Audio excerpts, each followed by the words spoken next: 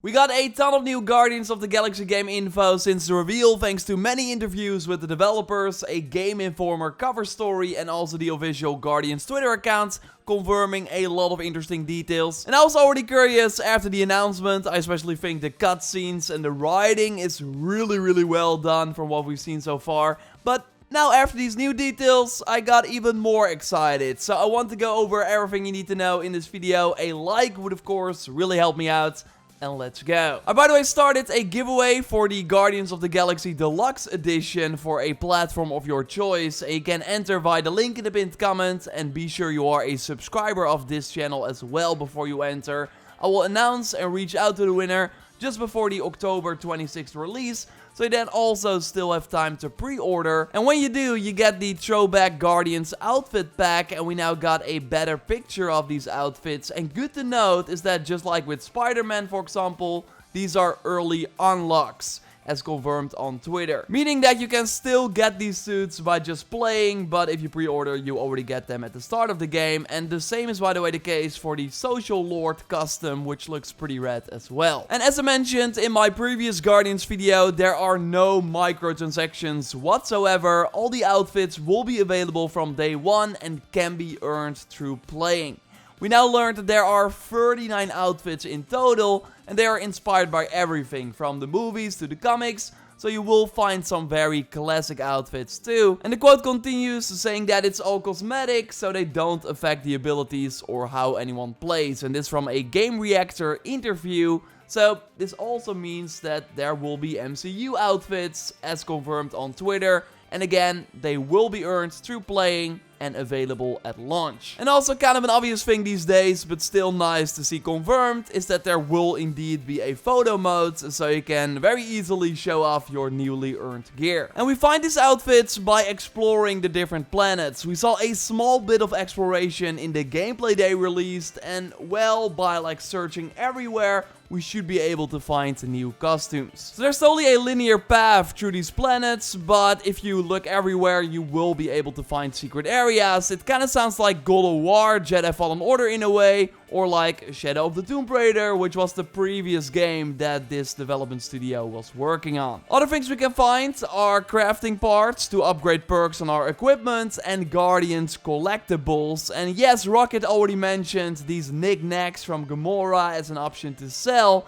Well, we now learned that these figurines she is collecting are actually real collectibles in the game. So you find these figurines throughout the galaxy and can then view your collection at any time on your ship. And we actually go to our ship, the Milano, really often. It's also the starting menu, and missions will finish here quite often. And before you go to a new destination, you can choose to talk with the different Guardians. And Rocket wasn't really happy with the decision to throw him to the other side to activate the bridge. We saw that thanks to a little notification popping up. Well, after the mission on your ship, you can choose to make it up to him, or you can also make things worse if you do not make the right choices. The choices you make during missions can be refined or made worse in the Milano. You may have to do without one of the Guardians temporarily because you haven't talked to them and they're really done with you. And this from an IGN Benelux interview. Shout out to my friend Sven who wrote this. So yeah, it is translated, but very interesting, right? So if your choices negatively impact one of the Guardians, there's totally a chance that they might not be by your side on the next mission. And that should totally make the combat harder, because we of course control Star-Lord at all times, but can also give commands to the other Guardians, so have them use their own special abilities.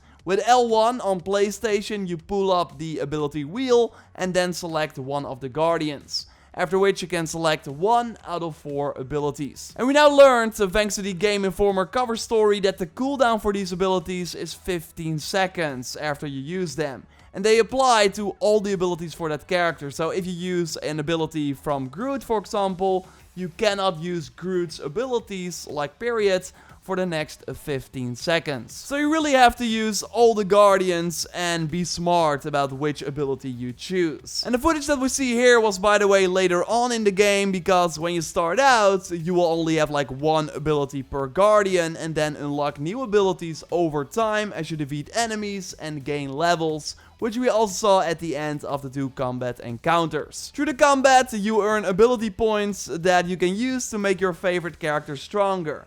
This way you can put all the points in one Guardian to fully expand it. So if you, for example, really like Drax as your tank, who can by the way also stagger enemies by jumping on their back, which we saw in action already. But also nice that Drax can lure targets away from other Guardians, so then they will attack him instead. So if you really like that, you can choose to spend all your ability points in Drax first. Or it might be super smart to focus on Gamora and her abilities that are all based around her sword, by the way, and will deal the most damage of any other character in the game. Rocket is mostly focused on multiple enemies with his explosives, and Groot is more a defensive support character. We see him hold enemies in place already.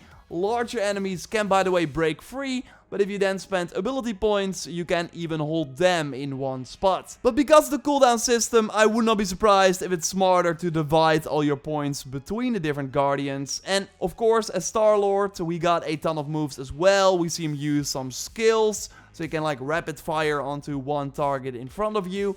But unique to Star-Lord are the elemental bullets that we see in the bottom left corner. And we now learned that you unlock these through the narrative, so not with ability points, meaning that by the end of the game, you will always have all of them.